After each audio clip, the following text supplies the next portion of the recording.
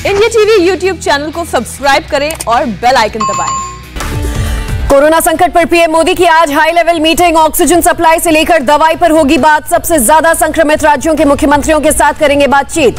PM Modi ने शुक्रवार के अपने बंगाल के दौरे को रद्द किया। ट्वीट कर कहा, कोरोना के हालात पर करूंगा हाई लेवल मीटिंग। इससे पहले पीएम ने देश भर में ऑक्सीजन की कमी और सप्लाई में बाधाओं पर की बैठक। नीति आयोग समेत कई मंत्रालयों के अधिकारी हुए शामिल। बैठक में शामिल अधिकारियों को पीएम मोदी ने दिया निर्देश, बिना रोक टोक राज्यों में सप्लाई हो ऑक्सीजन। पीएम ने कहा, ऑक्सीजन सप्लाई में स्थानीय प्रशासन की भी जिम्मेदारी तय करें। ऑक्सीजन उत्पाद में वृद्धि और सप्लाई के लिए नए तरीके खोजें। बैठक में अधिकारियों ने पीएम मोदी को दी जानकारी। ऑक्सीजन की सप्लाई में तेजी लाने के लिए ऑक्सीजन टैंकरों को किया जा रहा एयरलिफ्ट। पीएम ने सभी राज्यों से किया आग्रह, ऑक्सीजन की जमाखोरी पर लगाएं रोक। उत्तर प्रदेश में ऑक्सीजन उपलब्धता पर सीएम योगी का बयान। कहा, प्रदेश में ऑक्सीजन की कमी नहीं, सप्लाई चेन व्यवस्थित किया जाए। दिल्ली में ऑक्सीजन की बेहतर सप्लाई के लिए डीडीएमए ने 2 आईएएस अधिकारियों को किया नियुक्त। कोरोना के हालात पर आज फिर होगी सुप्रीम कोर्ट में सुनवाई। सुप्रीम कोर्ट ने आपातकाल जैसा हाल बताते हुए केंद्र से नेशनल प्लान मांगा। ऑक्सीजन और दवा की सप्लाई के साथ वैक्सीन को लेकर भी पूछे सवाल। गृह मंत्रालय ने जारी किया आदेश, बिना रोकटोक एक राज्य से दूसरे राज्य में हो ऑक्सीजन की सप्लाई। दिल्ली में ऑक्सीजन की कमी को लेकर दिल्ली के सीएम केजरीवाल ने की प्रेस कॉन्फ्रेंस। केंद्र सरकार का शुक्रिया किया। केजरीवाल बोले, बढ़े हुए कोटे की ऑक्सीजन दिल्ली पहुंचने में समय लगेगा। ओडिशा से फ्लाइट के जरिए ऑक्सीजन लाने की कोशिशें जारी। केजरीवाल ने कहा, लॉकडाउन के 6 दिनों में हम काम कर रहे हैं। केजरीवाल बोले, आपदा के समय अगर हम बंट गए तो फिर हम बचेंगे नहीं। दिल्ली के डिप्टी सीएम मनीष सिसोदिया का बड़ा आरोप, यूपी हरियाणा के पुलिस वाले ऑक्सीजन सप्लाई में उत्पन्न कर रहे बाधा। मनीष सिसोदिया ने डॉक्टर हर्षवर्धन को लिखी चिट्ठी। कहा, ऑक्सीजन को लेकर कुछ राज्य सरकारें जंगल राज के हालात पैदा कर रही हैं। आईसीयू बेड की दिक्कत पर दिल्ली के हेल्थ मिनिस्टर बोले, हमने केंद्र सरकार से 700-800 आईसीयू बेड देने का अनुरोध किया है। दिल्ली के शांति मुकुंद अस्पताल में मरीजों की भर्ती बंद, ऑक्सीजन की कमी के चलते फैसला। कोरोना काल में दिल्ली पुलिस की मानवता शांति मुकुंद अस्पताल में पहुंचाई ऑक्सीजन। हॉस्पिटल में 110 मरीज ऑक्सीजन सपोर्ट पर। हरियाणा में बीते 2 दिन में मेडिकल ऑक्सीजन की कमी का सामना कर रहे लोग, सीएम मनोहर लाल खट्टर ने दी जानकारी। लखनऊ में ऑक्सीजन के लिए तड़पते लोगों को मसीहा बना राहत इंसानियत ट्रस्ट, फ्री में ऑक्सीजन के सिलेंडर दे रहा। मध्य प्रदेश में ऑक्सीजन के लिए लंबी कतार। भोपाल के भेल प्लांट के बाहर ऑक्सीजन लेने के लिए लगी लंबी लाइनें। देश में कोरोना मरीजों की संख्या ने फिर बनाया वर्ल्ड रिकॉर्ड। बीते 24 घंटे में कोरोना से 3,32,320 लोग संक्रमित, 2,256 लोगों की मौत। केंद्रीय गृह सचिव अजय भल्ला ने सभी राज्यों और केंद्र शासित प्रदेशों को लिखी चिट्ठी। रेमडेसिविर की निर्बाध सप्लाई के लिए बात कही। 18+ के लोगों का 24 अप्रैल से शुरू होगा कोरोना वैक्सीन लगवाने का रजिस्ट्रेशन। 1 मई से लगेगा टीका।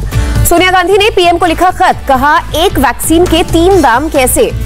राहुल गांधी ने मोदी सरकार पर साधा निशाना। कहा, मध्य वर्ग को कुचलकर गरीब वर्ग में पहुंचाया। ममता बनर्जी ने उठाया सवाल। का टीकाकरण आम लोग नहीं बल्कि बाजार के हित में। राज ठाकरे ने पीएम को लिखा खत। राज्य सरकारों को रेमडेसिविर सहित जरूरी चीजों की खरीद और बंटवारे की इजाजत मांगी। महाराष्ट्र में 24 घंटे में 67,000 से ज्यादा कोरोना के मामले सामने आए। 568 लोगों ने तोड़ा दम।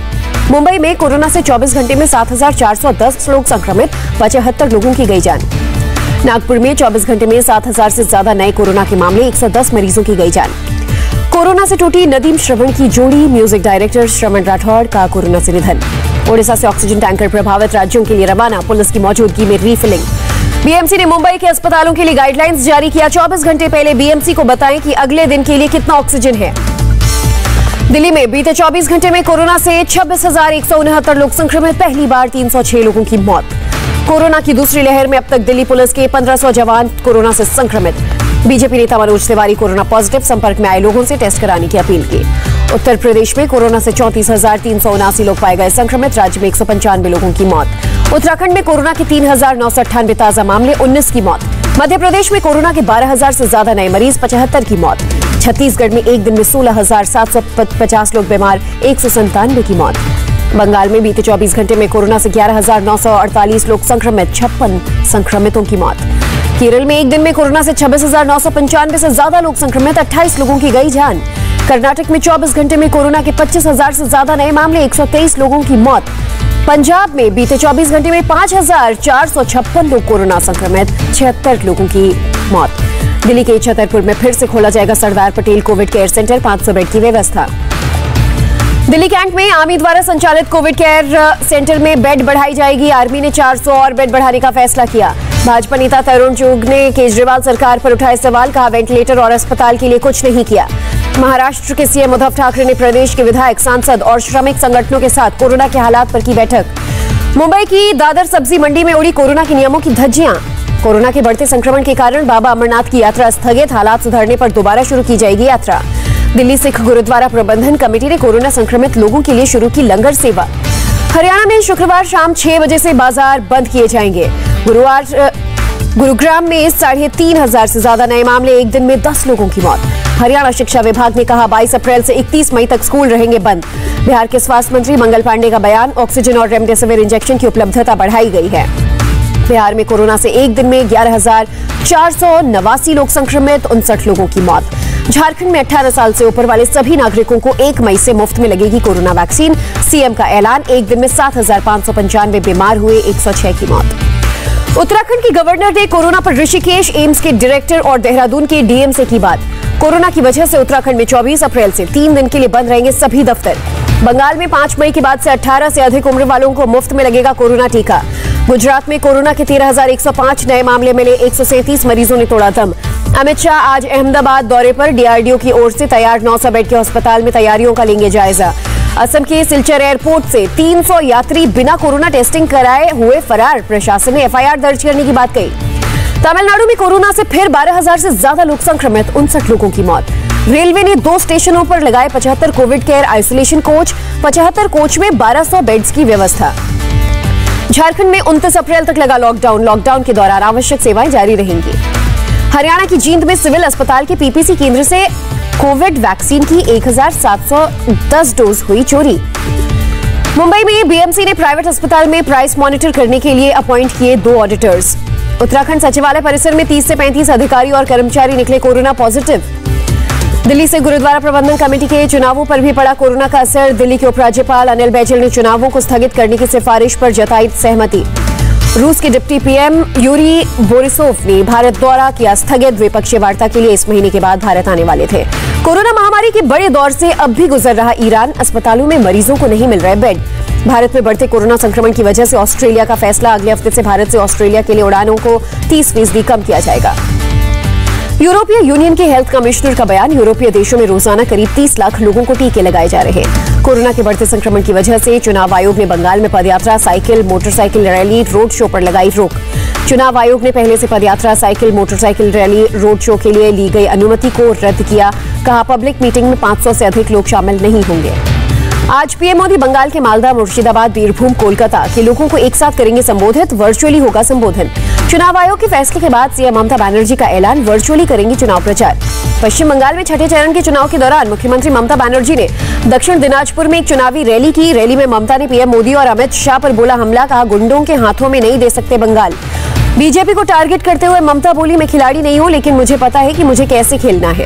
बंगाल में छठे चरण में हुई बम्पर वोटिंग, कोरोना के खौफ के बीच वोटर्स में दिखा जोश। शाम 5 बजे तक 43 सीटों पर हुआ 79.09% मतदान। पीएम मोदी ने क्लाइमेट समिट को किया संबोधित, समिट को जलवायु परिवर्तन के खतरे से आगाह करने वाला बताया। पीएम मोदी ने कहा भारत में अंतर्राष्ट्रीय मानक से कम है कार्बन उत्सर्जन, क्योंकि भारतीयों की जीवन शैली पारंपरिक है। पुणे में दक्षिण कमान का विस्फोटक मुक्त बंदरगाह अभियान, कई शहरों की फैक्ट्री से मिले 1600 मैट्रिक टन विस्फोटक को निरस्त किया। जम्मू कश्मीर के बारामूला में पीपीई किट पहनकर लुटेरों ने जेएंडके बैंक शाखा से 6 लाख की लूट की। पुलिस मामला दर्ज कर आरोपियों की तलाश में जुटी।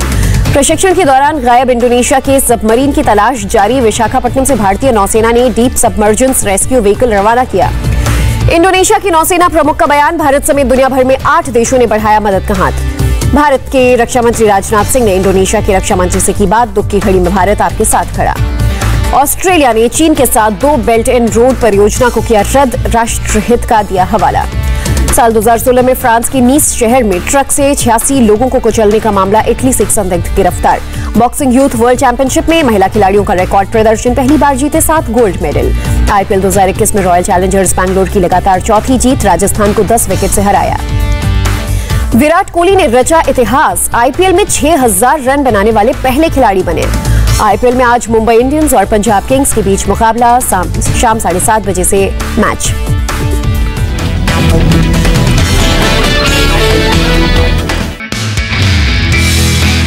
नमस्ते, मैं हूं मीनाक्षी जोशी। वीडियो और खबरों से अपडेट रहने के लिए India TV YouTube channel subscribe करें, बेल आइकन दबाना ना भूलें। जुड़े रहें इंडिया टीवी के साथ।